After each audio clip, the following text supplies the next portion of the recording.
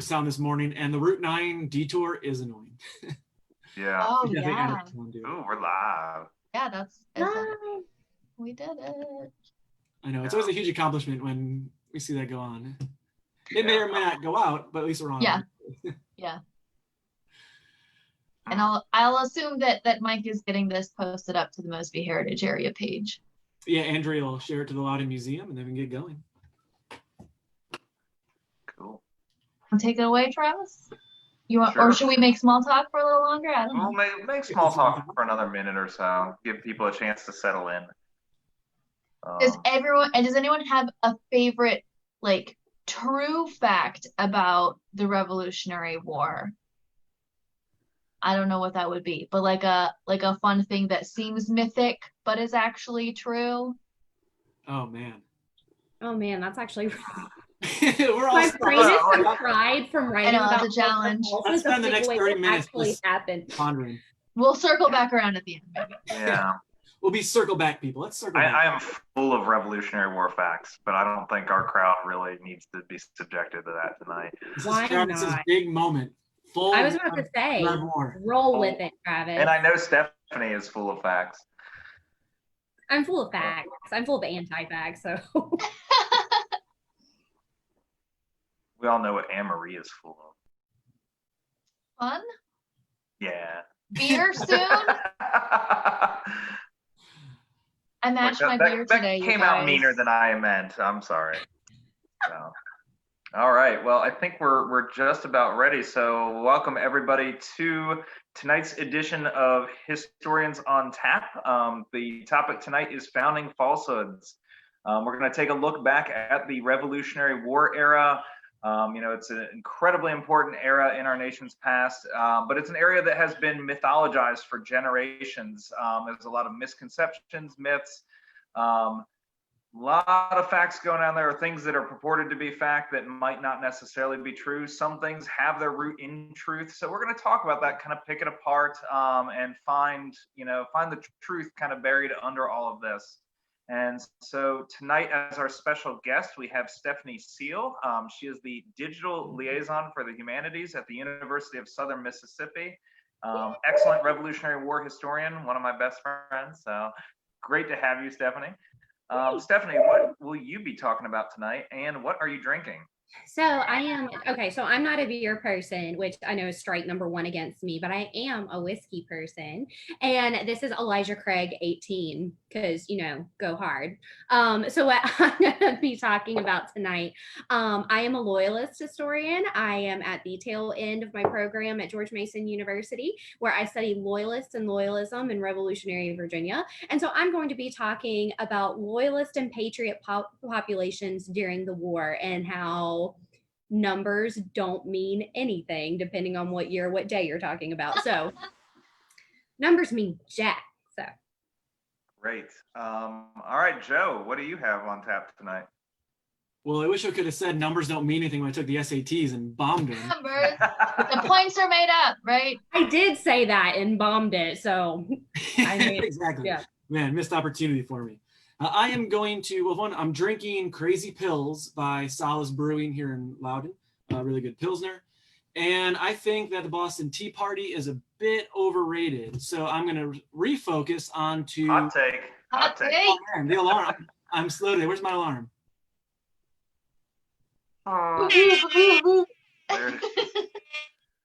Starts early today. And what I'm going to focus on, though, are years of anti-consumption agreements, particularly led by ordinary women in colonial America, that had a huge impact on the lead up to the war. Cool. Anne-Marie, what are you drinking tonight? So tonight I'm drinking Hardway Summer Lager from Old Ox. Old Ox is now open. Their Middleburg location is open for outside seating and drinking. It's really, really nice. And you can also, of course, pick up things to go. Tonight I'll be talking about Mary Ball Washington, who throughout history has had some aspersions cast on her, and so we'll be unpacking some of that. Cool. Great. Well, tonight I am drinking Coast from Crooked Run Brewery right in Leesburg. And I'm going to be talking about kind of the myth of the militiaman and kind of the idea of the ordinary soldier during the war and how much of an impact they actually have on the war. So should be a lot of fun. We've got a great slate tonight. I believe we're going to start with Joe. So go ahead, Joe. Yeah, and like you guys, when I was thinking of the Revolutionary era, it's surprising how many falsehoods I came up with trying to figure out which to talk about. So I tried to find a topic that kind of touched maybe upon some of them, particularly in the lead up to the actual war.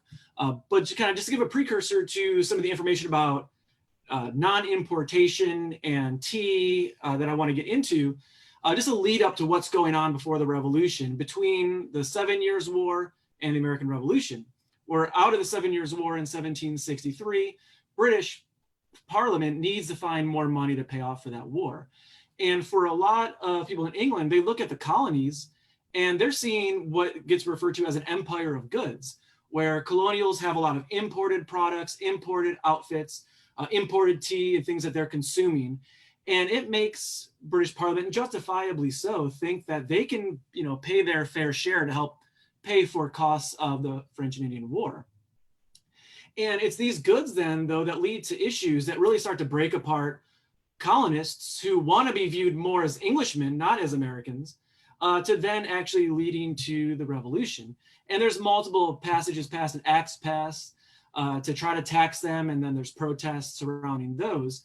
But when the Townshend Acts passed in the latter part of the 1760s, one of the goods that's taxed on importations is tea. And it begins a broader non-importation agreement by colonists, where they're not going to import these goods as a way to protest the fact that they're being taxed. And tea especially is the one that angers a lot of American colonists, because it's become very much a social act drinking tea in the colonies. The colonies don't have a lot of things in agreement and similarities, but one thing they do have in common is that they are consuming the same goods, as they're all coming from Britain. And tea is a huge thing, particularly with women are huge consumers daily of tea. So attacking, and Anne Marie's still one of them. She doesn't know. Apparently it's passe now. I'm going to dump all the tea that's in the office like out the door one day these days. Non-importation's still on. You got to protest a little bit longer. But when they start cutting back on consuming these products, that's hitting British Parliament, who have a lot of financial investments in things like the East India Tea Company. This is hitting them in their wallets. And what you see are increased boycotts. And we often think of the Boston Tea Party, again, of dumping tea into the harbor as being like this key moment, which brings on the coercive acts and really moves towards war. But that focuses on Boston Harbor specifically. And it's really a lot of the acts after that throughout all the colonies that's really hurting Britain financially and exacerbating these issues. Because out of that, consumption becomes a political act where they are making very public pacts with one another throughout towns and communities in the colonies about not consuming these goods, and tea becomes the key one. So they're writing their names on public forms and sheets and in newspapers and in pamphlets. They are all basically holding each other accountable that they're not going to consume a lot of these British goods to hit Britain economically. Now, who's buying a lot of the products for colonial households? It's really women. They are the ones that are taking care of clothing, goods. So if you're going to have an economic boycott, you've got to have women involved in it. So that then makes colonial men have to then bring them on board with this sort of economic act. And the act of boycott is novel. This idea of boycotting consumer goods is not like they can look back to a previous time and think, well, we're just going to do what they did. This is a very novel thing that begins to happen in the late 1760s, and then especially after the Tea Act in 1773, and even after the Boston Tea Party. So with this kind of public pact that they make, again, women have a crucial role to play in this, and men try to get them on board. And they come up with things like the good wife, that, they're willing to sacrifice for the common good, but not unsettle domestic norms. For women, though, they use this new political consciousness and their new act in society politically to try to make some domestic changes too. And there's some really interesting stories that I'd picked out about how women are aware of this and then start to use it for their advantage. But it's really common colonials who are taking part. For example, there's a 13-year-old girl who actually writes about these boycotts in her journal, saying, "I am a daughter of liberty. I choose to wear as much of our manufactory as possible." Again, showing that even children are feeling a part of this movement that's going on in this economic boycott. But in terms of using this for leverage, what you see colonial women talk about specifically is a bargaining chip with cutting back on heavy drinking by men, where they're saying, all right, we'll give up our consumption of tea, but you've got to then look at yourselves in terms of how much you're drinking. So for example, this goes throughout the northern colonies. Cheers. Here. This goes on in New England. It goes on in the middle colonies here in Virginia, and even down into South Carolina. So they have some ladies in Newport, Rhode Island. They publicly make this basic bargain, really, with colonial men. They say, quote, "We are willing to give up our beloved tea for the good of the public, provided the gentlemen will give up their dearer and more beloved punch. Renounce so often going to taverns and become more kind and loving sweethearts and husbands." Oh, Well, that's sad. Well, save the awes for a second, because they add a little jab in to men who get a little too drunk. They then say about intoxicated men in kind of a poem at the end of their writing, "Most gladly we set aside our tea would lay, could we more pleasures gain some other way." So they are taking a little jab at men who drink a little bit too much, and some of their acts are unable to act. I like that. You see others kind of similar acts. A woman in Massachusetts, also in terms of using this as a bargaining chip. She wrote, in response to a newspaper that called women the softer sex, she said, "I believe that there are a greater number of Tories of men than of the women kind. Pray, how many of our sex joined and denied ourselves of what was idle to us, tea? How did we withdraw from the shops of the importers and abhor them?" She continued to say, "I have thought there be many a set of men who may be styled the softer sex." So again, women are really using this to kind of take jabs at men for their heavy drinking, the ramifications of that, but also using this now for economic power. You also see this getting picked up in England, where women who are doing this are taking on some risks, this kind of new position of power. And if this doesn't work out, they serve to lose on this as well. And there's a cartoon I was going to show you that was done over in England who mocked colonial women. And it's particularly after word gets out about a meeting that happens in North Carolina. Let me try to share my screen here. Anne-Marie, enable me. oh, sorry about that. I won't do that, I promise. I don't know, you might take advantage. All right, you are now officially a co-host. You should be able to share. Oh, and also I've got a question. Remind me to come back to a good question about tea after this. We'll circle back around. Yeah, we'll be circle back, people. Go back to it. That was a great quote about the more Tories among the men. Like, that's phenomenal. I love that. Yeah. So does this show in full screen the? Yes, you're now Yeah, on. there we go. Dog Yeah. peeing. I love the dog always peeing in the Yeah, stuff. there's Always. always Oh, yeah. a dog. Classic. Like from the engraving after the ride on King Street to everything, there's always a dog involved. And this one's front and center like usual. So this is a British cartoon done about a meeting that happened in North Carolina called a Society of Patriotic Ladies. And I mean, just look at this and you can see what they're trying to say about colonial women who are taking part in public acts of non-consumption. So what they're doing is publicly signing their names onto a list saying that they and others are going to hold each other responsible for not consuming tea and other products. So I mean, just look around. I mean, the lady who's sitting, I guess, facing us, she has got a man on her, doesn't seem to be fighting it. Yeah. Pretty baller.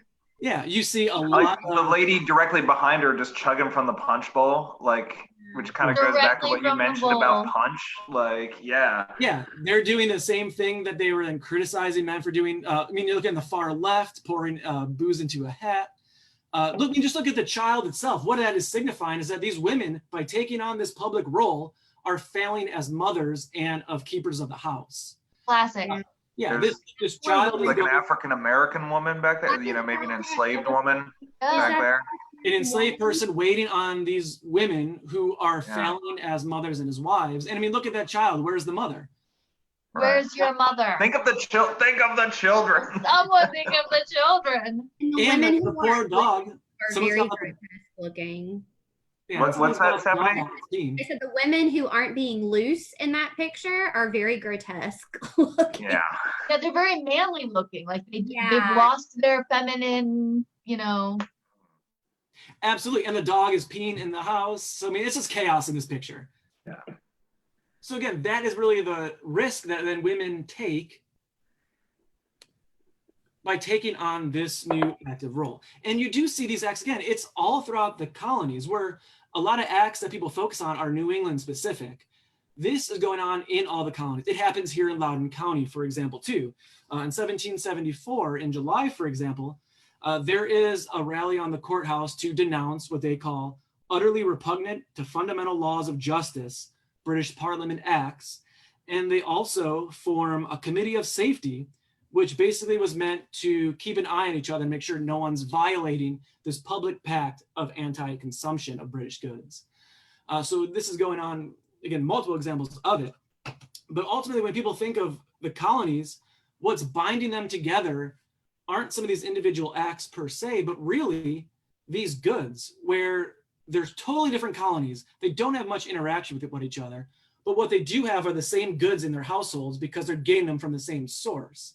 And by kind of agreeing on these community pacts and it becoming a very continental wide thing, it is a huge act that brings people together. But they wouldn't be possible if it wasn't for who was really keeping the households and the buying power, which was common women in all of the 13 colonies. Yeah, I really love a lot of the things you brought up here because it strikes at the heart of a lot of other kind of myths or misconceptions. You know, talking about consumerism, you know, these people are kind of viewed as consumers of these goods. So the best way to make their voices heard is to not consume or to destroy those goods in the case of the tea in Boston. You know, what is it? T.H. Breen's Marketplace of Revolution kind of really goes in depth. It's a phenomenal book about, you know, the shared identity of these people, whether you're in a city like Boston or Philadelphia, or if you're out on the frontier. People, there's a great passage by a guy named Alexander Hamilton, not the Hamilton that becomes famous. He's a doctor, and he's traveling out in the backcountry, in the frontier, and he's talking about cabins that have dirt floors and no furniture, but they're still drinking tea from India, sweetened with sugar from the West Indies, out of cups that were imported. You know, like, these kind of consumer goods bound everyone together. So it makes sense that that's how you're going to kind of make your voice heard. So I'm glad you kind of delved into that. That's fantastic. Yeah. Kind of that myth of like the homespun, like we think of these frontier people or colonial people as like raising their own sheep and shearing the wool and spinning the wool and like making their, like, even out on the frontier, almost everything these people have is coming, you know, outside of food is being imported. You know, ain't no one got time for that, even then. Yeah, so that movement of making homespun and being like super proud of it is something that we see come out of this non-importation. And I think it kind of affects the way we look back at this time period, that like everyone made everything with their bare hands. You know, there's Age of Homespun is another great book that really delves into that phenomenon that these people were proud of, you know, making their own cloth or whatever, because it was a way to stick it to the British. Yeah, so. and the book you brought up, T.H. Breen's The Marketplace and the Revolution. I mean, if I was going to pick, you know, a top few books that I would recommend anyone read about understanding the lead up to the revolution, it's that book. And he has a great anecdote that he tells too, I think in that book or something else he wrote, about John Adams traveling back home, and he stops at someone's house in Massachusetts and stops there looking basically for some refreshments, and asked, I think it was like Mrs. Hudson, if she, who was keeping care of the house, if she had any tea that was brought in, not from England, but basically smuggled in and not paid a tax for, to get around that. And she's like, no, this is not a house that has any tea. Like, we're a coffee house now, basically, she says. And then he makes a comment out like he's so proud of that moment. But it's like, that's the woman who's really driving the hurt that they're feeling over in England, where it's not these speeches or these pamphlets that are being written. It's the everyday sacrifices that people are making, giving up things like tea, which are literally consumed every single day by a lot of people in the colonies. Yeah. And speaking of tea, we did have a good question about like the dumping of the tea and the East India Company from Elle, saying, wasn't the tea dumped by the colonists into the Boston Harbor owned by the East India Company and not actual British Crown? I believe that company wasn't nationalized until the mid-1800s. And she's right. And it's a private corporation at that point. Yep. Yeah, and but they were given a monopoly by the British Empire, which is why they were furious over it. Because the tea that was coming in was actually a lot cheaper than the tea that they had been buying before. But since the British had created a monopoly, that's what the anger was over the India Trade Company. Yeah, right. And if I'm not mistaken, it was kind of consigned to merchants in the colonies. And there was like an incredible amount of pressure and like threats of violence on these merchants not to accept it. Right. And that's why it had been sitting in the harbor. I may be a Rebel War guy. I'm not a Boston Tea Party expert. I'll be the first to admit that. So I was under the impression that the tea was so the tea was obviously the property of the company, but that it had already, at least in some part, been paid for by private merchants in town. Is that not true? Because right, I'm outside of the Rev War circuit. That's just one thing. Yeah. I don't know if it's already been purchased, but the Tea Act passes in, was it the spring or summer of '73, giving, as Stephanie said, a monopoly on it, and it lowers the price of tea significantly so they can keep the tax on tea. But again, that's not really the point that colonists were frustrated with. So they basically don't allow the tea to come off the boats, because if it comes off the boats, then it becomes on the ground. Right. Yeah, it's owned by, she's right, it's owned by the East India Company, but a lot of members of British Parliament are investors in that company, which is why it's particularly galling to them, and why they then pass the coercive acts and try to. And they gave it the monopoly because the company was about to go bankrupt. So this was a way to not only bail out and make sure those members of Parliament didn't lose their investment, but it also added another layer of control. So and going bankrupt because these economic boycotts are having the effect. Yeah, and smuggling, think about who these smugglers are, particularly in Boston. It's people like John Hancock, who are like being undercut by this British monopoly. So like, obviously there's a lot of gnashing of teeth from there. So because a lot of my loyalists don't get it. They're like, why would you throw cheaper tea into the harbor? Like, what is it? Like, we're saving money. We're saying, like, John Randolph of Williamsburg writes this amazing pamphlet called Considerations on the Present State of Virginia, and one of the first things he lists is, please don't join this patriot movement. Why are they throwing cheap tea into the harbor? Like, this makes no sense. I don't get it. And it really gets at the heart that, like, it's not that the colonists do not want to be taxed. Like, they understand the need for taxation to support public works and public things. The issue is they were not consulted. They're not being taxed by their assemblies. Virginia, this is done without consulting the House of Burgesses or, whoever. Obviously everybody wants like cheaper tea. Come on. Obviously. Anne-Marie is in favor.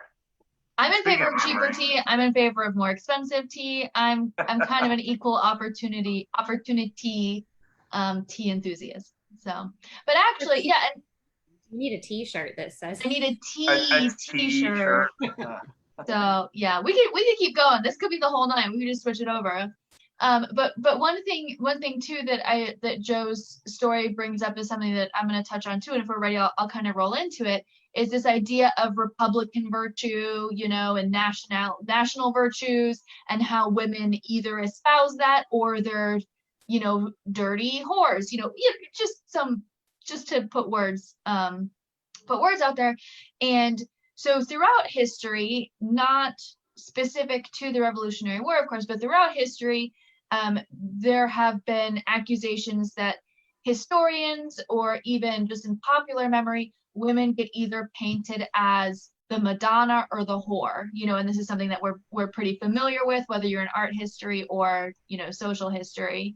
And so the figure I'm talking about, Mary Ball Washington, falls into a different patriotic spin of that, where she's either painted as this perfect, holy Republican mother, or she's painted as this penny pinching shrew who is sometimes the bane of her son George Washington's existence.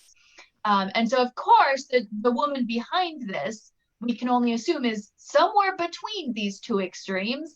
But I thought we could kind of unpack what we do know, about Mary Ball Washington, and what that might say about her character, or what conclusions we can draw. So Mary Ball Washington was the only child of Colonel Joseph Ball and Mary Johnson Ball. Joseph had been married before, so she is the product of a second marriage, but she was the only child that the two of them had together.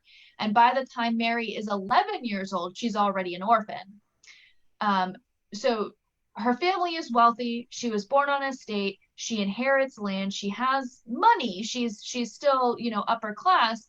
But being a youth when she's orphaned, she ends up in the care of George Eskridge, who also oversaw her father's will. And so she was living in Lancaster. She was then living with George Eskridge. And it's when she's in her early 20s when she meets Augustine Washington. Now, what exactly Mary was doing between the ages of 11 and 22, we don't really know. As far as we know, Mary didn't leave behind a diary or letters of her own during that time. So a lot of her life is kind of blank spaces. There isn't even a good marker for when her birth was. Some sources say somewhere between 1707 and 1710, kind of. I think there's no hard date on that. Many historians put a 1709 date on her birth because at her marriage to Augustine Washington in 1730, let me do my math now, in 1733, she claims numbers don't mean anything. The numbers don't mean anything. It's all made up. The points are made up. The points are made up, and again, whatever. So it's 1731 that she marries Augustine Washington, and she claims to be 22 at that point. So judging by that number, she was born in 1709, but we don't really know. And at that point, Augustine Washington is already pretty well established. Similar to her own mother, Mary is a second wife, right? Jane Butler had died while Augustine was in England. And then when he returns, he discovers that he's single again. And so he marries Mary Ball, and they begin their own family together too. And of course, she has 6 children, 5 of whom survive into adulthood. George, of course, is the oldest, followed by Betty, Samuel, John Augustine, and Charles. Baby Mildred is the last, and she only lives for about a year. And the family moves around a few different times as Augustine is kind of building his miniature empire. He himself has a lot of land. He also has some different irons in the fire. Literally, he has, an ironworks that he's trying to get off the ground there north of the Rappahannock River. He also has the tract at Berry Farm where the family is going to live most of the time. That's, of course, George and his siblings are born there, and they have a happy little life. But then in 1743, Augustine dies, and so Mary finds herself a widow with multiple children to take care of, and not just multiple children, but an estate, lots of land. She has tenants that she's responsible for, and she's only 35 at this point. So she's a very eligible widow. She could have very easily parlayed, her little lifestyle into another comfortable marriage, but she chooses not to. And this is completely up to speculation what those reasons might have been. It's very possible that as a widow, she enjoyed having more independence than as a wife. She could own property in her own name, and she could govern the estate as her own self, and not give the rights to that property over to a new husband. In addition to that, it may have partially been about her own children and their inheritances as well, where if you're a woman and you get married again, even if your first husband had left certain properties to their children, the legal ramifications of getting remarried can get kind of jumbled up, and it's not super clear. For whatever reason, Mary decides not to get remarried, and so she does run the estate almost entirely by herself. She definitely has help. She is an enslaver, so they do have staff and workers there, but there are second and third party accounts of her actually going to collect rent. She'd get up on her horse at Ferry Farm and she'd go trucking around and she would go collecting the rent. And I'm not a landlord, but you can imagine you've got to be tough to go up to some of these tenant houses and be like, hey, you're due. I don't know if it helps her that she's a widow and she would kind of play that card, but I'm not gonna assume anything. She's able to make sure her children are educated, even if they don't have the funds to send the sons overseas to go to school. We know that George and the sons go to school, and we also know that Betty is receiving some kind of education inside the home as well, because they all end up as learned, functioning members of society. So it's at this point when her children are growing up. George was, of course, young when Augustine passed away, but as he is starting to enter the career world, this is when we see Mary enter the public sphere, influencing his decisions, for the first real tangible time as far as historians are concerned. And that's, of course, when George decides he wants to join the Royal Navy, right? Lawrence, his older half-brother, has said, hey, you can come join the Navy. Lawrence is, of course, really big about, that Commander Vernon guy, Admiral Vernon. the Admiral, who he names his house after. Whoa, it's a spoiler alert. So that's what Lawrence says is, come join the Navy with me. It'll be great. Mary's not sure. And so this is one of the first places that historians say she's being a jerk and she's not letting George Washington go join the Navy. But Mary didn't invent that the Navy was terrible at that time if you were entering in from the bottom rung. And so Mary actually asked her half-brother, Joseph Ball, what he thought about this. She was asking for advice, trusted Joseph Ball, and Joseph said, I think his words were, he would be treated worse than a slave and a dog if George was to go join the Navy. So based on that advice, Mary said, that's a no. That's a hard no for me, no for the Navy bit. And so there's a lot of flack that Mary catches for not letting her 14-year-old son go do this. But I think any other parent out there would agree you want the best job prospect possible. Mary was also careful to set George up for the most advantageous position that he could be in. George may have been Augustine's, couple rungs down in terms of birth order, but Mary always prized George as her firstborn. She was very dedicated to all of her children's success, but George, I think, bore a lot of that responsibility in being the firstborn, in being successful, and to, keeping the Washington name really pristine and prestigious. And in the long run, Mary was right, because shortly after that, George goes surveying and ends up coming it up with Lord Fairfax. So, as far as I'm concerned, no harm, no foul on that particular judgment. So I know, poor Mary, right? She always gets a bad rap. She does. Vernon oversaw one of the worst British naval defeats of the entire century. There's this failed expedition in the Caribbean where literally tens of thousands of people died. Yellow fever just wipes them out. So probably a good call on Mom's part there. Yeah, there you I'm gonna side with her on this one. That's a point. That's a point for Mary. Mary. Mom's call. Mary. Good call for Mom. To all the mommies out there. So to counterbalance that, right, because there's the other school of thought where Mary Washington was a saint and did no wrong, and George Washington is the holy embodiment of everything that his mother was, which is also reductionist and can't be true. Because we do know that she did cause him trouble sometimes, maybe whether she intended to or not. One of the first times is in 1755, when George is out in the wilds of then Virginia, now Pennsylvania. He's with Braddock, he's in the wilderness, he's doing whatever. Mary takes the time to write that she's out of butter, and if George could send her some butter, that would be great. If you would do that for me, son. Reasonable. I think we've all gotten those like calls from our parents where it's like, not now, Mom. Like, give me 5 minutes. And like, I'm fighting the French, Mom. right. So there's this letter that George writes back, and like it's in George Washington language. So it's of course the utmost respect, you know, etc. Esteemed mother, you know, like, I apologize. I have no butter to send you, nor is there any butter in the environs here. You know, he starts like, there's no butter within like 70 miles of where I am, Mom.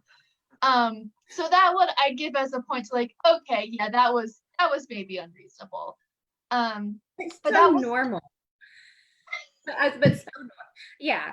It does seem kind of like a mom thing. Like we've been there. Like your house is on fire and she calls you and wants to talk about, you know, something else.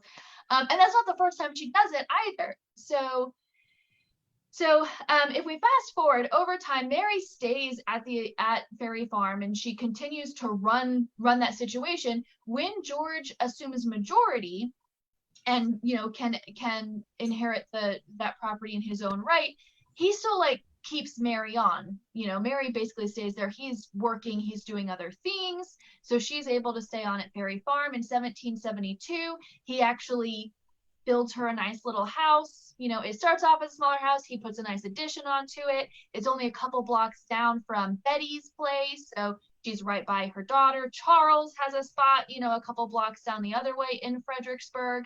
And so Mary is going to be set up very comfortably the 1770s when the Revolutionary War breaks out. And it's worth noting at this point, so in the 1770s, Mary's in her 60s or so. She's an older woman now. She is not riding as much anymore, which she is not very happy about, but she's still gardening. She still has a garden, both for food and for pleasure, in Fredericksburg. She's got a favorite spot that she walks to, like on her way up to Kenmore, where Betty lives. She's still active, but she is now, at this point, she's much more officially her son's ward, you know, for lack of a better term. He is legally responsible for his mother at this point. She is depending very much on her children that live in town, but it's kind of George's job a little bit. So when she writes to him during the Revolutionary War, that's something to keep in mind, because she's going to repeat her actions of 1755, but a few different times throughout the Revolutionary War to say, George, can you send me some firewood? George, can you send me some money so that I can get blank? And she at one point says in the middle of the war, I've never lived so poorly in my whole life. And poor George, of course, right now is also busy. He's a little busy, right? He's doing a thing.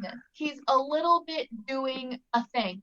At one point, she even like petitions the colonial, the new Virginia government there, saying, can I get some food and some corn and stuff from you guys? Yeah, I think she's moved on from butter at this point, you know, but she's always asking for corn. She's always asking for firewood, and she's not wrong. There's a war. There are shortages.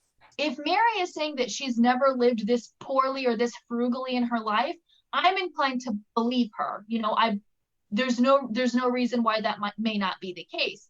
But the government, gosh, I forget who exactly it was, but like kind of like pushes Mary's request off and like writes a note to George saying, hey, your mom's trying to hit us up for money. Can you deal with this?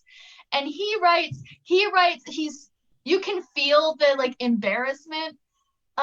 He writes that like, she's fine. Like, don't listen to her. She's fine. And he specifically writes, there is not one of her children who would not split their last sixpence with her if she was in real danger. So there's kind of this understanding, like, she's okay. Don't listen to her. But I think there's kind of a medium ground there where I do think she was having a tough time during the war. You cannot get some materials. You cannot get some supplies. And also her other children. So Betty Washington Lewis, who's living up the street with her husband Fielding sunk basically all of the money they had into making munitions for the revolution. So that may not be an option if she's really feeling that hard up, right? She may not be able to go to Betty for some corn or some firewood. So that's another thing to keep in mind. So I don't know which point that goes to, except that it's kind of funny to see George Washington squirm when he's in like a socially awkward situation, because he is, again, he's very aware of, you know, propriety and honor and all of that. Absolutely. So Betty stays on in Fredericksburg, and we do know, of course, of the last time that George is purported to have visited his mother. That was in 1789, when he's like right before he goes up to New York to be inaugurated.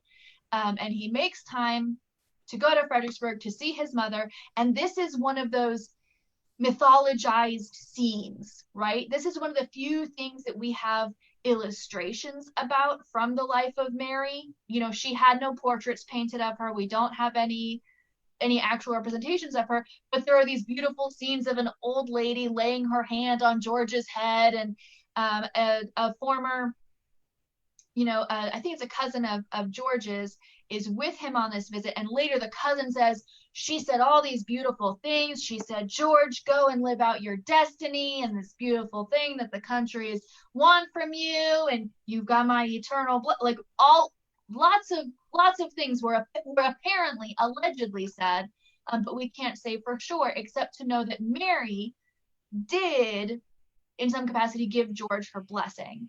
And this kind of harkens back to another myth about Mary, which was that she was a loyalist. And I'm sure Stephanie can unpack some of that later on. I know. So we don't know what Mary thought about the revolution, except that it really inhibited her ability to get things like corn and firewood. What we do know is that every single one of her children were patriots. So while Mary, you know, Mary being someone who was a very mature adult at the time of the revolution, maybe she was more sympathetic to the status quo and the system as it was. We don't know. Or maybe she was someone who saw the benefit of being an independent woman and what that would mean for the nation to have different rights, and maybe she was more of a patriot. We literally don't know. You know, it's all speculation as far as historians are concerned, until and unless other, you know, sources come to light. But at the very least, she blessed her son to go become the president of whatever this new nation would be, you know. So I think that at least hints to what she thought of or knew about what had happened in the revolution, of what it meant, that her children, multiple of her children, were taking leadership roles, you know, in the new country.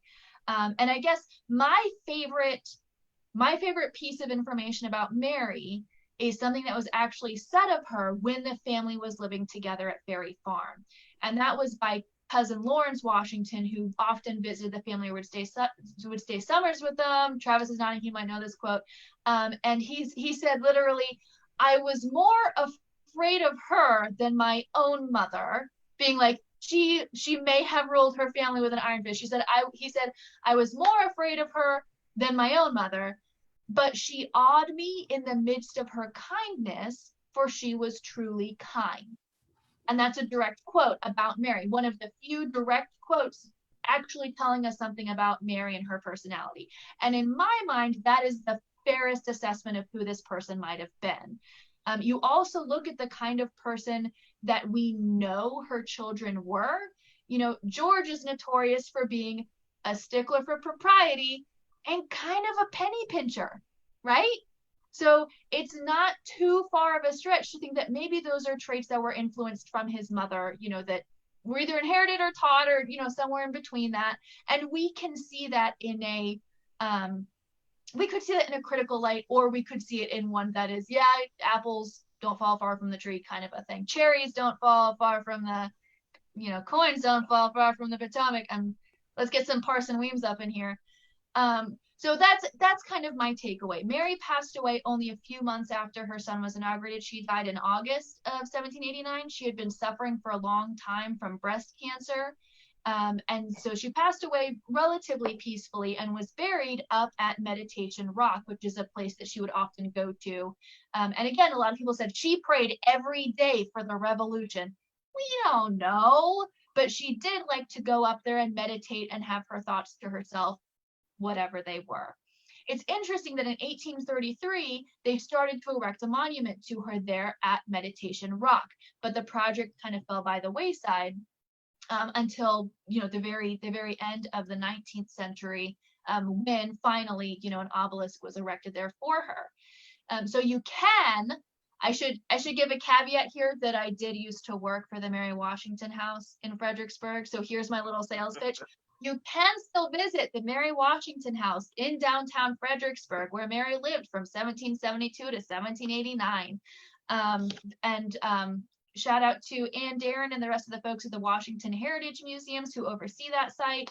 And they've been helping to spearhead more research about Mary and, learning more about a woman who was, surprise, surprise, neither a whore nor a Madonna, but a person, maybe a complex, interesting person. Well, I learned more about Mary from you than I learned when I worked at Mount Vernon. So thank you. That was fantastic. I feel like a better person. Marie.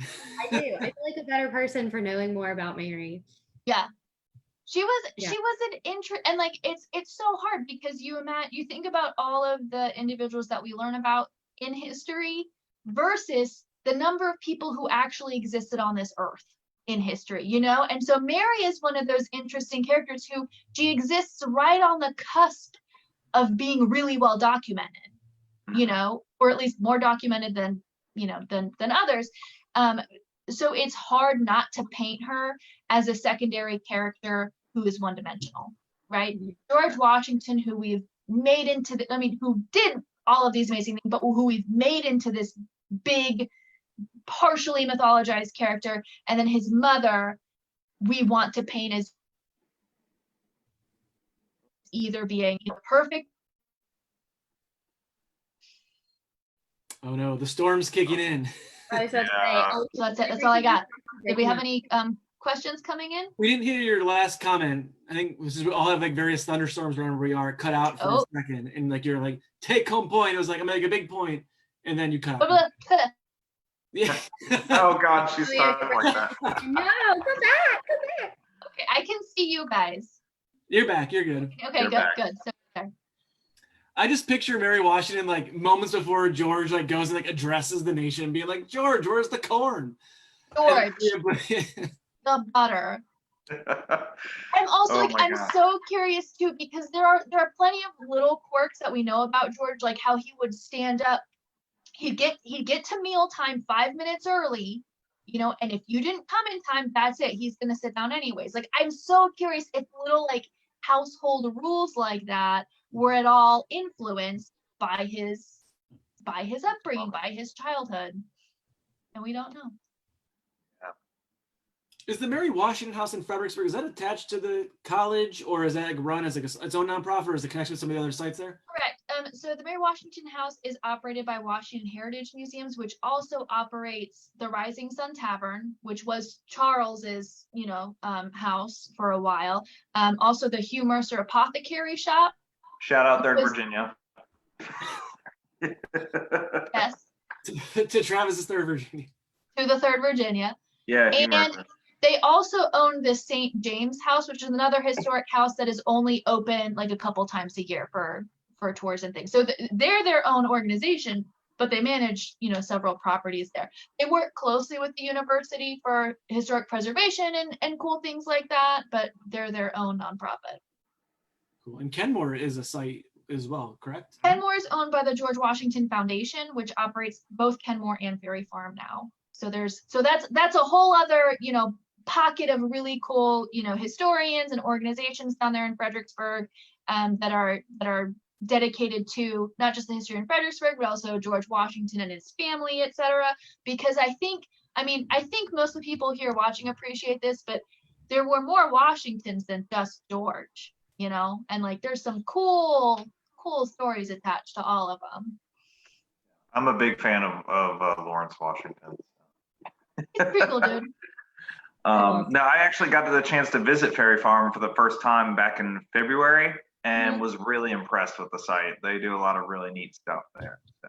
Yeah, and they're doing more too. Like there's some new projects underway as far as archaeology and reconstructing the original. Because those of you who don't know, the actual home that they lived in at Ferry Farm is no longer in existence. It's not here anymore. But they're looking at building a replica.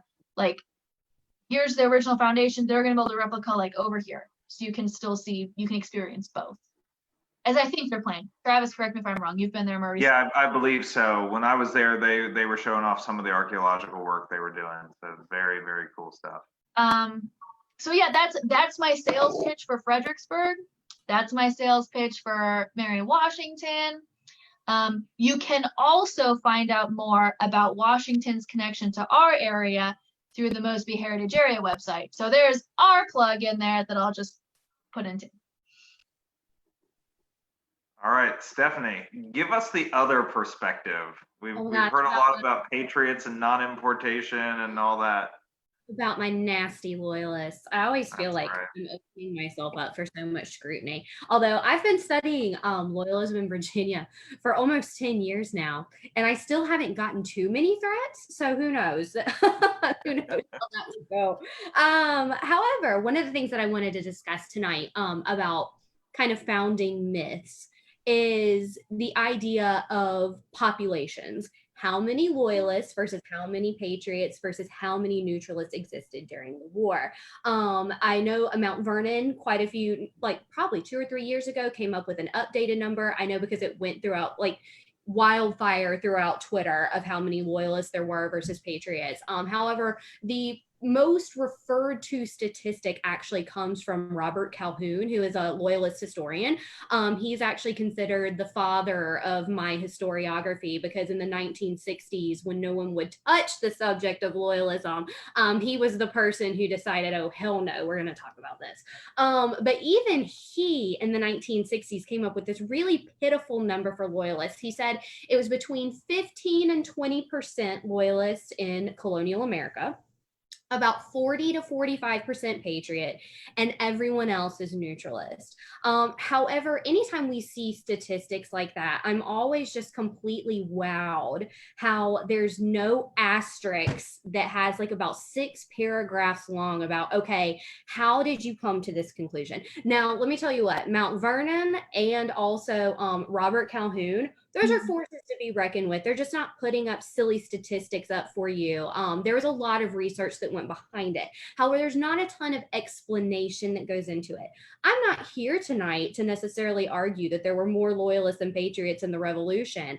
I'm here to ask anyone who is watching to consider, what do you define as a patriot? What do you define as a loyalist? What do you define as a neutralist? And on what day, month, and year are you talking about in the American Revolution? Periodization is key, especially for a place like Virginia. I know Travis is laughing because he's like, it's so true. This is like how we met. This is like the first conversation I think we ever had. So Travis is one of my best friends, and I think we ate kebabs and talked about this at Moby Dick's and like just got really curious about it.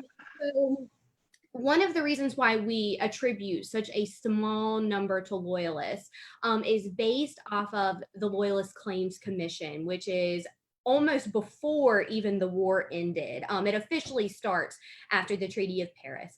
However, there are people who submit claims to the British and they're like, I just lost everything supporting you jokers. Like, I've lost all of my property, my home has burned, I was forcibly removed from my community. I'm now living somewhere in the middle of Nova Scotia and I have nothing, and I really feel like you guys owe me something for my loyalty. There's tons of stories that come from loyalists like this. Well, there's not in the grand scheme of claims commissions, and Travis will back me up on this one, it's not massive, especially from Virginia. There is a historical narrative that Virginia's loyalist population is so minute that it just really doesn't even deserve a study, which is what I've been working the last 7 years of my life on, because that's not true. And that's because out of Virginia, there are only 513 claims submitted by Virginians after the war. However, all but 6 of them are living outside of Virginia when they submit those claims. There's multiple reasons for that. One is who had access to actually submit these claims. One, you had to know there was a claims commission even going on to submit something. Two, there are tons of loyalists in the Virginia backcountry who do not submit claims because they don't have the resources to submit a claim. And in fact, there's multiple committees organized that say, if you do submit a claim, you're going to be in some real fucking trouble. Excuse me. Whoa. Sorry, guys. Wow. Stephanie Steele is the one who finally did it. I finally did it. Sorry. My mother is watching this and now she's very upset. But anyway, they're saying if you do this, we're going to go tar and feather you and we're going to kick you out further into the backcountry if we don't kill you. Also, you're looking at affluent Virginians who had some royalist leanings during the war that they're told the exact same thing. They're not allowed to become members of society again unless they wholly take this patriot stance. And now the reason why I say periodization is important is mostly because, so what time period are you talking about? Are we in the end of the 1760s? Are we post-Boston Massacre? Are we talking about the Tea Acts and the Coercive Acts, the Intolerable Acts? Are we talking about when the Declaration of Independence is written? It honestly depends on what time period is, what your large population of loyalists versus your large population of patriots. What does that look like? What's that going to be?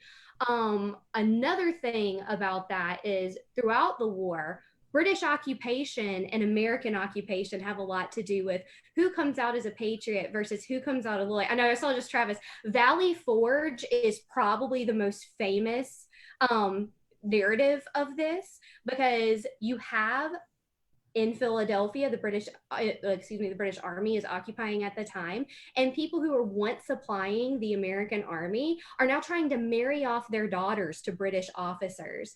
It's about opportunism. It's about how am I going to survive the best? And if you look at the motivations of loyalist versus patriot, a lot of time an occupying force has a lot to deal with it. At the end of 1780, beginning of 1781, when Cornwallis comes into Virginia, he actually expects there to be a much larger loyalist population to join him than what there is. However, it's still decently sizable. And you have to consider there was no occupying British force in all of Virginia for the entire war. So up until 1776, you actually do have a large vocal community of Virginia loyalists. And then as soon as Richard Henry Lee gets Lee's resolution, which is to declare independence at the Second Continental Congress, the Virginia Gazettes changed their mastheads from the London Company coat of arms to something that's a lot more patriot, white-tailed deer with a bear with the "don't tread on me" snake on it. And you have this assimilation of the patriot movement, and remaining loyalists have to go and almost to a closeted hiding if they're going to survive. And also if they're going to be able to remain active members of their community. That's when they kind of go into this neutral territory. And then by 1781, when Cornwallis comes through, the majority of the people who join him are in the cities that his army is actually coming through because they have the safety of the army.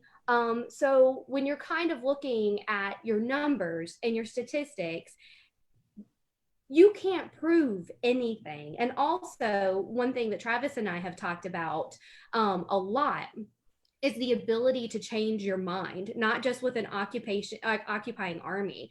I have quite a few people who were considered patriots up until 1781 when Cornwallis came through. So obviously that's a motivation. But I also have a group of patriots who by 1779, when Jefferson signs an act saying, when he's governor of Virginia, he signs an act that says you can start confiscating all loyalist property. There's some people who identified as patriots up to that point who they see that as tyrannical. That goes against what the Declaration of Independence independence had been written to say. And they actually voiced their disgust over being able to seize Loyalist property, especially when there's no real trial to decide who a Loyalist is. So you can have local committees of safety just go and take anyone's property at this point.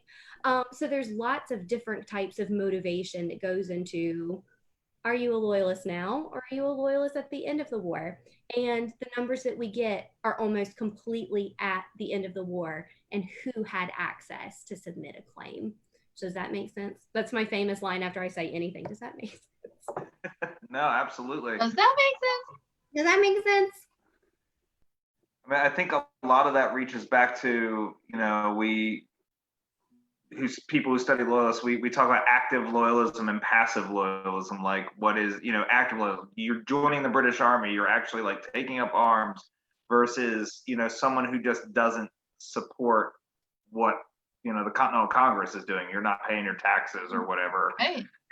You get drafted and you don't show up. Like, does that make you loyalist? And that also opens the door to the whole question of Black loyalism, the experience of, formerly enslaved people who are given their freedom by the British. Are they ideologically loyalist? Probably not. I don't think they have any vested interest necessarily in the British Empire, at least at that point in time. Maybe later on they do, but it's more of an opportunism, I think. And they get left out of the conversation a lot. They do. And my dissertation is about both Black and white loyalists, and they are kind of seen as opportunists. And you can definitely argue that for white loyalists too. I mean, look at Claypool's rebellion in the back country. They're frustrated. I'll be talking on that later, so I'm glad you brought that up. I'm not going to talk about foreshadowing. I'm going to get it wrong. But Claypool in the backcountry of Virginia drinks God Save the King into the king's health. And it's mostly because he's furious that they're coming in and raising taxes on the community, but also trying to take soldier-aged men to go join the Continental Army. And that's his way to, thrust his opinion upon, the Continentals who are coming in. And we don't know much about him before this moment. Was he actually a hardcore loyalist? He sure as heck disagrees when he goes to trial. He's like, I'm so sorry, that was real ignorant, please don't kill me, don't hang me. And he gets taken out of it. So you just never know.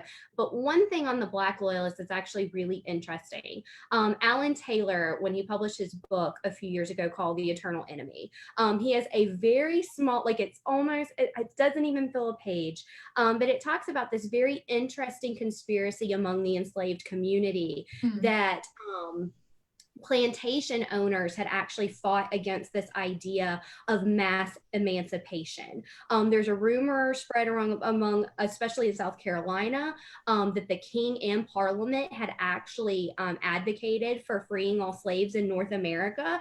And it spreads among these communities like wildfire. And Taylor actually argues that this helps contribute to when Lord Dunmore announces his November Proclamation, essentially freeing any slaves to join him, that some of them actually do ideologically run to the British because they have heard these rumors that Britain had threatened for over a decade to be a great emancipator. And so they do run not as just a way to get back at their plantation masters, but also as a way to join the British Army because they kind of believe that they have had their backs this whole time. So it's a really interesting, and of course that's not like for every enslaved community, but there's certainly some Black loyalists who are joining the army because they think that, Britain has always wanted their freedom.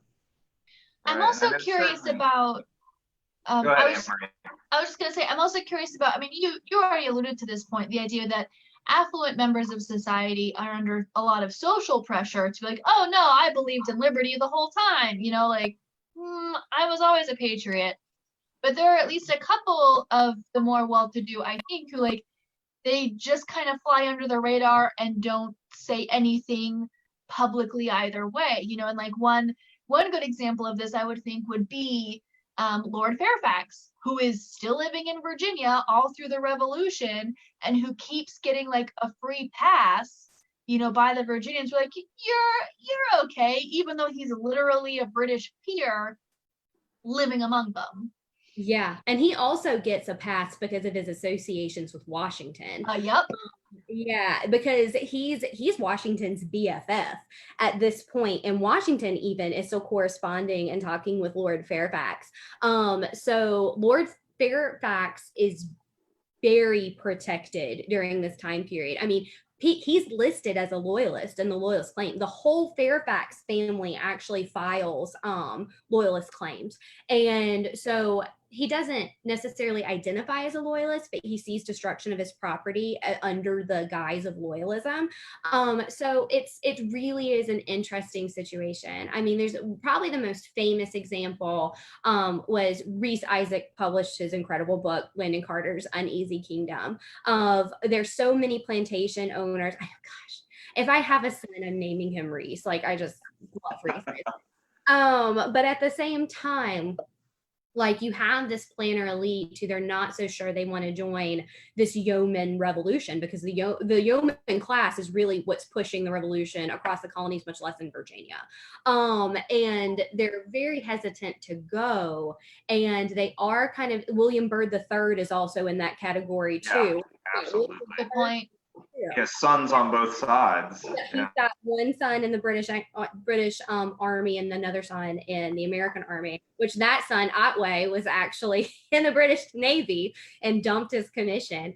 So he's kind of torn and conflicted, but you have this really interesting planter class that they aren't so pro-revolution, and they kind of keep their mouths shut, but they do kind of speak out on behalf of the crown, especially William Byrd more than Landon Carter. But when Lord Dunmore announces his proclamation, it's all over. So if you were to talk about populations of loyalists, like October 1775, Virginia would look very different than November of 1775, because it really pushes this elite class, because their enslaved individuals are stealing their arms, they're stealing their weapons, and they're joining Lord Dunmore to actually fight against them. And that is the most terrifying prospect you could ever offer an elite Virginian. Now, you've spoken a lot about kind of elite Virginians in this. I think one of the big myths of loyalism is that it is an elite movement. You know, it's these very like conservative, very wealthy, very like invested in the status quo kind of effete, you know, landowners and stuff that are loyalists. But, you know, loyalism certainly exists across all spectrums, doesn't it? Oh gosh, yeah. Especially so Virginia is a really interesting story of loyalism versus patriotism, because it's very regional. How people identify and how they act on their loyalism. In the Virginia backcountry, especially post 1776. During 1776, when you announce independence, any loyalists you have in that area, whether they're yeomen or elite, they go quiet because they know what's best for them, especially with a Patriot takeover of Williamsburg. Norfolk has been burned by Patriots at this point. So that kind of goes away. And the backcountry is incredibly poor. This is your most diverse immigrant population into Virginia. You have a bunch of Welsh, German, Scots immigrants in the backcountry. And they're more frustrated with Williamsburg and later on Richmond. They've always seen this kind of pomp class of burgesses as legislating against them, and they have always thought that Virginia burgesses never even considered them as a part of Virginia, and they deeply resent that. So by Williamsburg kind of joining into this patriot movement, that really forces the backcountry to be like, no, I want nothing to do with this. I don't want nothing to do with you guys. And also, you know, since you do have a lot of folks who are kind of recent immigrants, they're going to be your first and second generation Virginians. They identify a lot more with the British Empire because they are kind of fresh from the empire, you know, minus, you know, your Germans. So they do kind of have the tendency to identify more. And especially when Americans come in and try to raise their taxes, take their property, and also take their young men to fight in the Continental Army, they don't appreciate it. They just see it as another overreach of basically Williamsburg or Richmond, depending on what point we're talking about. You know, this is taking it out of Virginia, but there's this famous movement in North Carolina before the war, the regulator movement, where these, backcountry kind of settlers rise up against the royal government. Well, most of those regulators during the revolution, or at least a lot of their leadership, ends up being loyalists because their qualm is not with London, over the sea. Their qualm is with the planters that are controlling the colonial legislature, and Claypool's Rebellion is a great example in Virginia. A similar thing happens in the backcountry of Maryland. You have these, they're not mad, what's the phrase where like better one king 1,000 miles away than 1,000 kings 1 mile away is kind of the attitude. Oh my God, yeah. Yeah, whoever sits on the throne isn't the person who's necessarily meddling with their everyday existence. Yeah, exactly. And so they 100% see because the colonial authority, especially in Williamsburg, every one of those burgesses was a planter and, rented land. And a land speculator. They're these people who are trying to kick these people off of the land on the frontier because like they're not paying their rents or whatever. Exactly. And so there really is kind of like a class dynamic there. So when you see your Virginians who are on the fence, your elite Virginians on the fence, join that patriot movement, there's a backlash in the backcountry. I mean, the backcountry before 1776, they're rarely in the conversation, about what's going. I mean, Augusta County pretty quick gets a committee of safety. Every county gets a committee of safety and they all, kind of sign to the patriot movement. But at the same time, you don't really have an opinion from these back counties. It's really after Norfolk burns and the Loyalist epicenter moves west. Yeah. So Travis, I know that you're of course knowledgeable about Loyalists and some ones in Virginia, but like, thank you. But I forget though, what were you actually talking about Loyalists tonight? What's your? No, I'm going to be talking about something completely different. Okay, good. That makes me sad. You can change your topic real fast. Just like I mean, I couldn't have done a better job covering it than you already did, Stephanie. I mean, no, friend, you're the best. So, like after the war, are there much stats on the amount of loyalists who either voluntarily or just out of concern left Virginia or these colonies to go to England, basically to avoid the public Canada, man? Because of their. Can I answer this one, Stephanie? Yeah, please do. I'll let you go for this. So that's one actual way that we can measure loyalists fairly well is by the number of people who actually leave. Now, you said left to England. Very few go to England. And it's important to remember, most of these loyalists are not, like fresh off the boat. England is not home to them. They've been in America 4 or 5 generations. They are born and raised in America, their parents, grandparents, and so forth. The vast majority of loyalists will go to Canada, Nova Scotia, New Brunswick, was Upper Canada, Ontario now. And the latest research that I've seen really points at maybe 80 or 90,000 people. It's one of the, wow. Outside of the forced diaspora of enslaved Africans, it's the largest diaspora to come out of colonial America is the Loyalist diaspora. The greatest movement of people to come out of this era outside of the slave trade, which is really kind of remarkable when you think about it. And so much of Canada today really draws their nation building, their kind of foundational myth out of this Loyalist exodus. Large numbers will also go to the Caribbean, but really Canada becomes the place for these people. And as I said, it's close to 100,000 people. And that's, white loyalists, that's black loyalists. Some of these white loyalists who do flee will maintain their enslaved people. A lot of them will go to like the Bahamas or Jamaica. So it's not all voluntary necessarily. So I don't know the answer to this, and I'm sorry if I'm putting, either of you guys on the spot, but what is the ballpark population of the colonies at the time? Like so 100,000 people, that sounds like a lot. So 2.5 million? About 2.5 million. So like this is a pretty sizable that's a big chunk. It's a big chunk. And you're also considering these are just the people who left or were forced to leave. There are many folks in Virginia. Like I have a running spreadsheet of Virginians that I've identified as loyalists throughout the entire war. And I'm bumping up on 4,000, which doesn't seem like a lot, but when you consider only 500 heads of household applied for a Loyalist claim, that's significant. And these are all people. You have to also, during the Revolution, very few county jail records exist after the Revolution. Many of them are gone, which that would have given us a lot more information on who was being accused of loyalism, who was tried for loyalism. A lot of those records, and like I also said, we were talking about yeomans. Yeoman farmers did not keep the type of records that we have from the elite. Who's the patriots in Virginia during the Revolution post 1776? The majority are going to be your big names that you've heard your entire life, the people who kept these types of records. So it really does dominate. But everybody's done a shout out so far. And if they haven't forsaken me for my word eater yet, they may be like, please don't promote me. But anyway, I would like to give a shout out to the United Empire Loyalist Association of Canada. As Travis mentioned, probably the vast majority of loyalists who leave after the American Revolution and during the American Revolution, they do end up in Canada, in Nova Scotia and in New Brunswick mostly. And they're a fabulous organization. They're a genealogical society. I usually like to compare them to the DAR and SAR, but for Canada.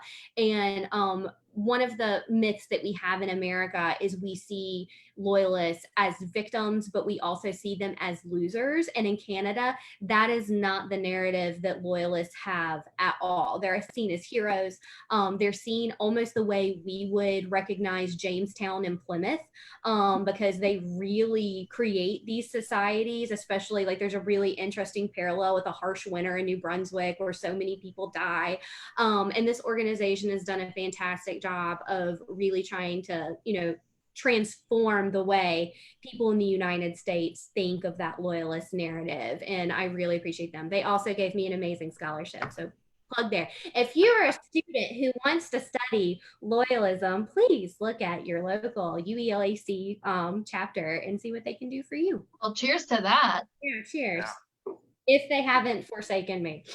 And I'm just going to give one more shout out. I don't know if he's watching, but Todd Braystead, phenomenal historian. I'm so proud to call him a friend of mine from New Jersey.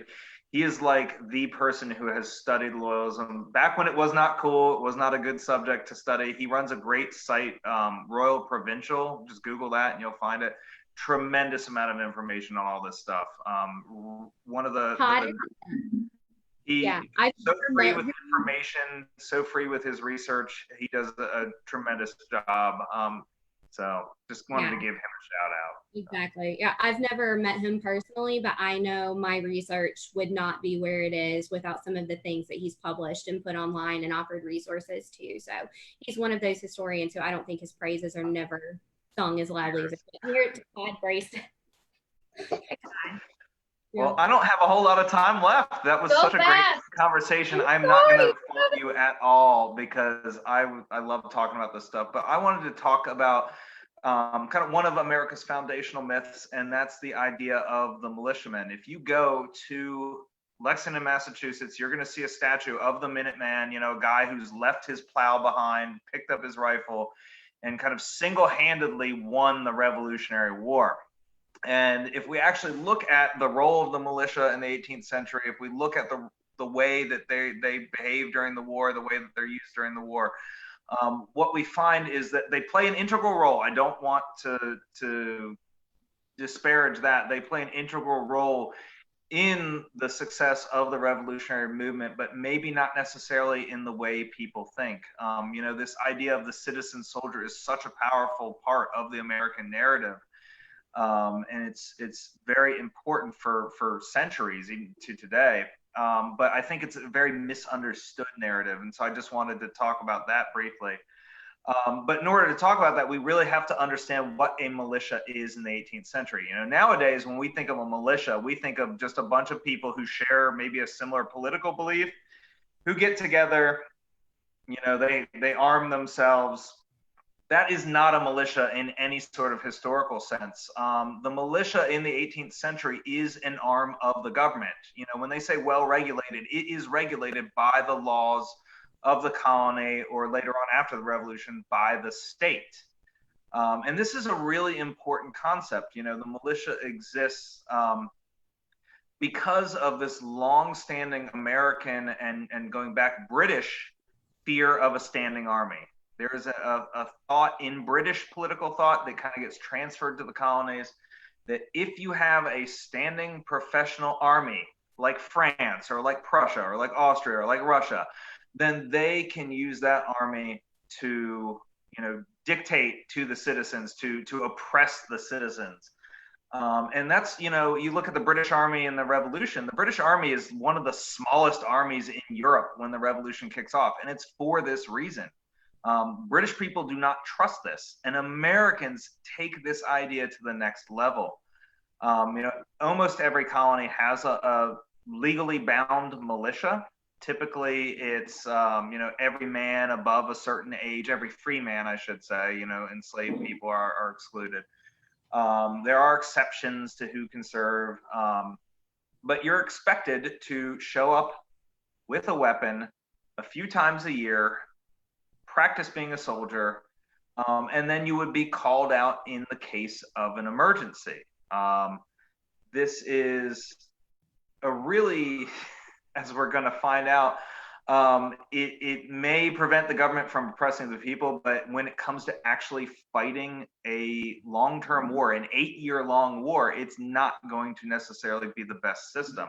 It is, though, Travis, if you don't mind me interrupting, it is supposed to be a great way to meet ladies, though, right? Like in colonial accounts, like mustering the militia is like a town thing. It's and a social, yeah, absolutely. Before the Revolution, this is a social thing. If they meet, like, you know, every few months, you know, you turn out, you march around a bit, then you have some drinks, maybe you, like, you know, show off your shooting prowess or whatever to impress the ladies. The wife and kids come along, they have fun, they hang out.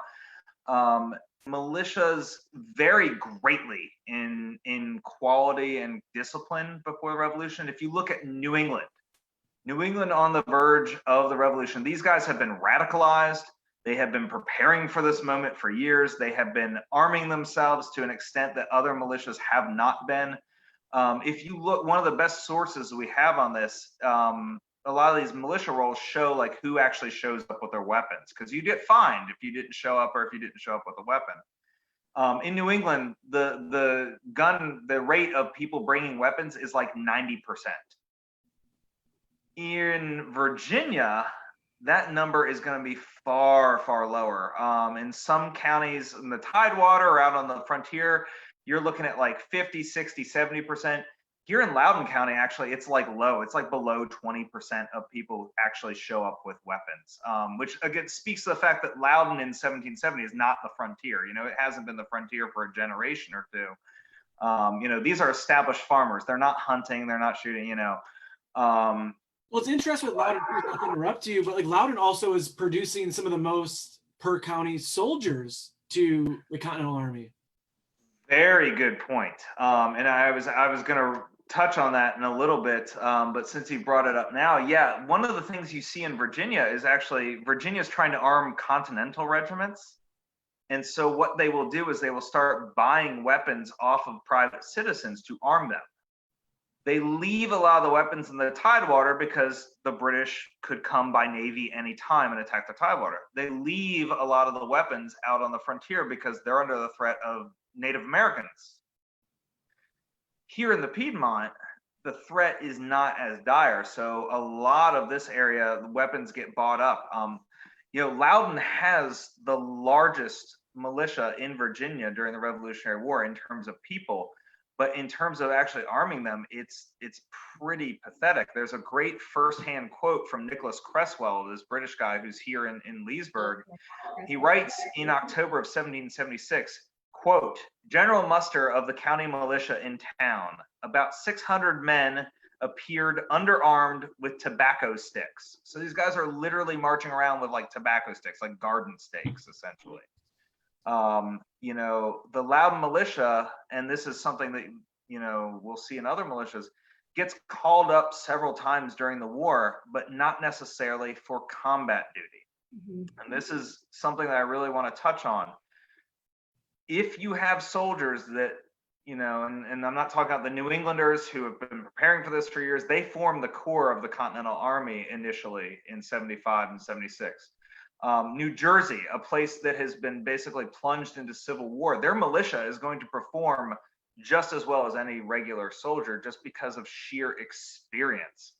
But as you get further and further away from British occupation, the reputation of these guys is really going to suffer. George Washington says, instead of calling forth their utmost efforts, they are dismayed, intractable, and impatient to return. The British, this is a quote from Otho Williams, a colonel in the Maryland line. The British threw the whole body of the militia into such a panic, they generally threw down their loaded arms in the field in the utmost consternation. Unlike the Continental Army, which is going to be a professional standing army, these guys are paid to serve for a certain number of years. Militia typically gets called up for a few weeks, maybe a few months. I had an ancestor in New Hampshire militia. He gets called up for like 3 weeks and doesn't really see a whole lot of action. These guys are not expected to bear the brunt of the army. And this is a hard lesson that Washington and other generals will learn by 1776, 1777. For the most part, these are not guys who are going to stand in line and go toe to toe with the British Army. And it's those sorts of troops that they need. So by the end of the Revolution, the Continental Congress and the Patriot leaders have done what they feared the most. They have created a professional standing army because that is what is needed to win the war. If we're going to beat the British, we need to fight the way the British fight. We need to beat them in battle. Now, as I said, I'm not going to disparage the militia because they play an incredibly important role in the success of the war.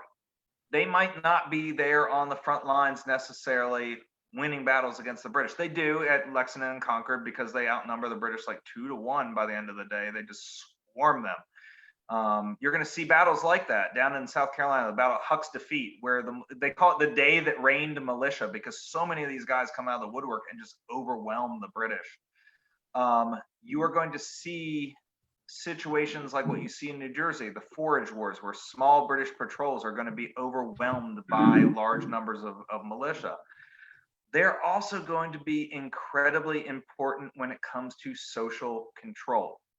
While the British, while the Continentals are fighting the British, the militia is going to be the ones cracking down on Stephanie's Loyalists. Claypole's rebellion, this rebellion against Continental authority that happens in the Virginia frontier, is put down by militia from Fauquier County, from Frederick County, from Berkeley County, who march out there and crack down on these Loyalists. In the South, they're going to be patrolling the roads, preventing slave insurrections, preventing people from running off and joining the British Army.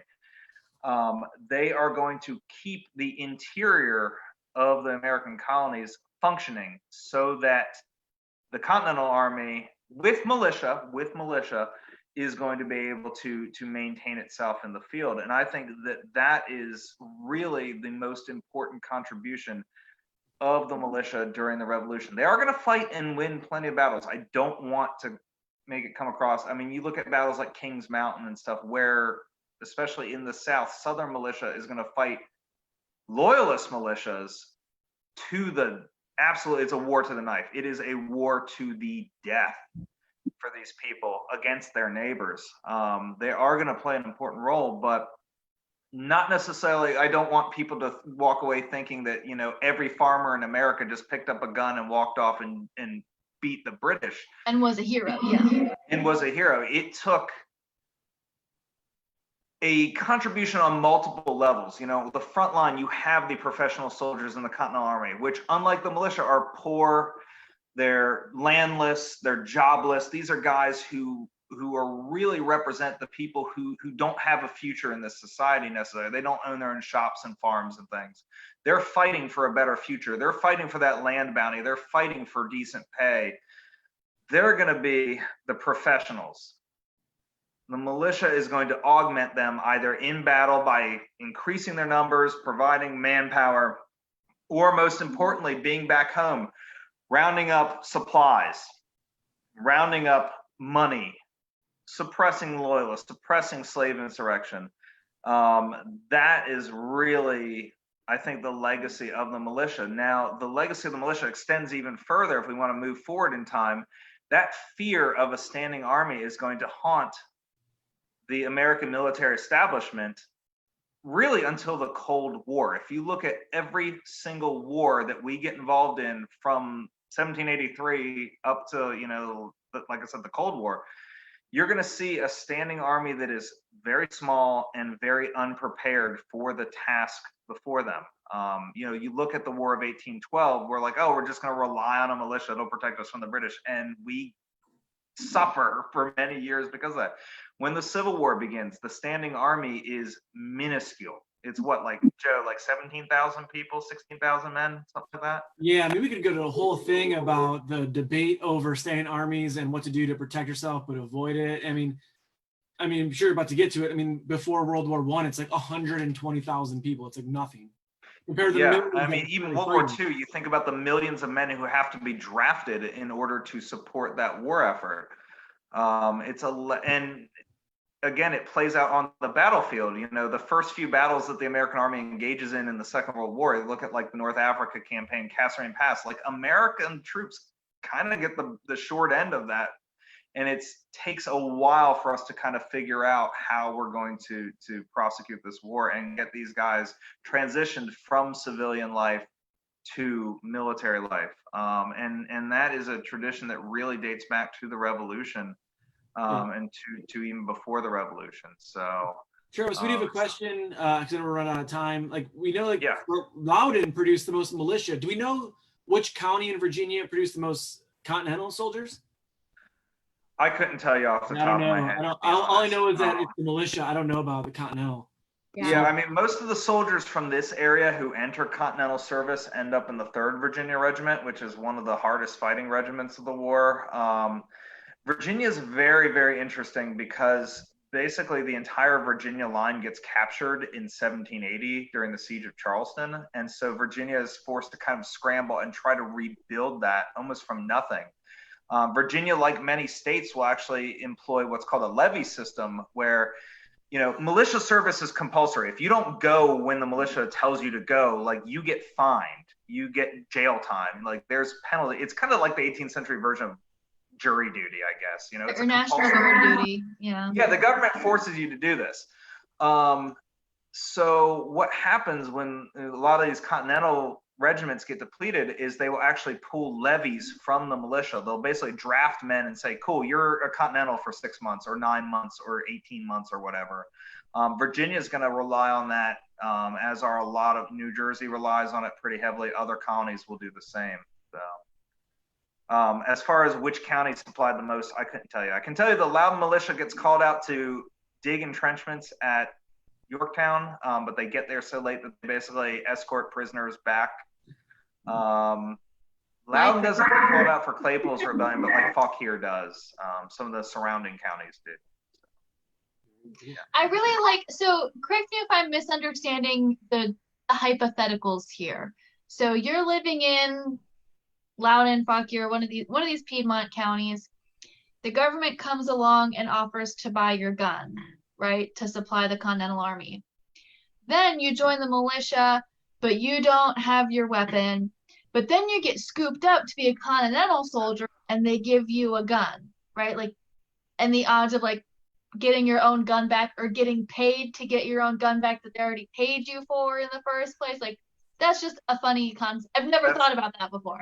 Yeah, it's an interesting one. A lot of in certain cases, every colony maintains stores of weapons for the guys who show up without guns. If you go to Williamsburg, you see this funny looking building in the middle of town. That's the Public Magazine. That holds tons of muskets to issue to the people who do not have them.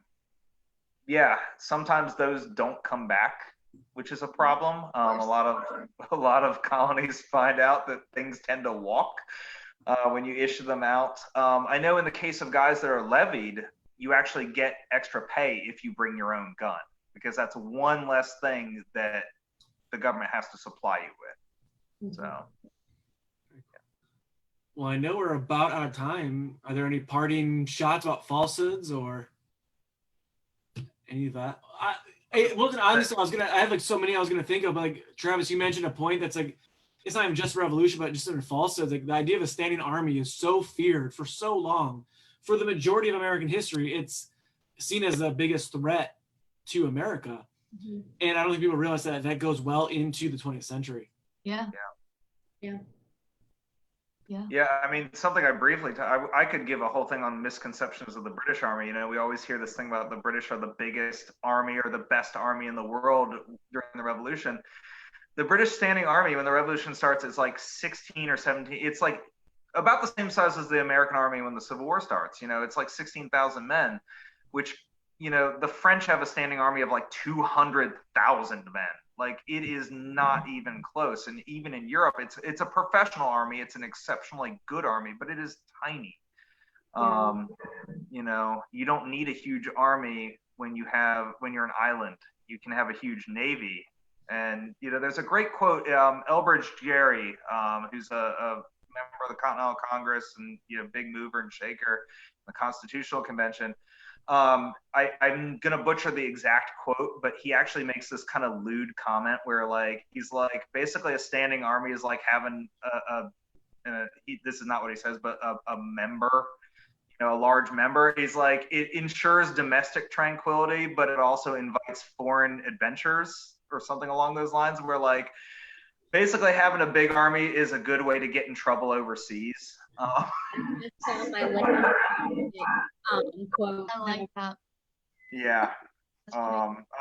It's a great quote, but that's really how it's viewed for most of American history. That's why, you know, when we talk about the armed forces, a lot of the founders had after the Revolution had a big push towards the Navy. They're like, the Navy can protect American interests overseas, but it can't be used against American citizens as opposed to an army.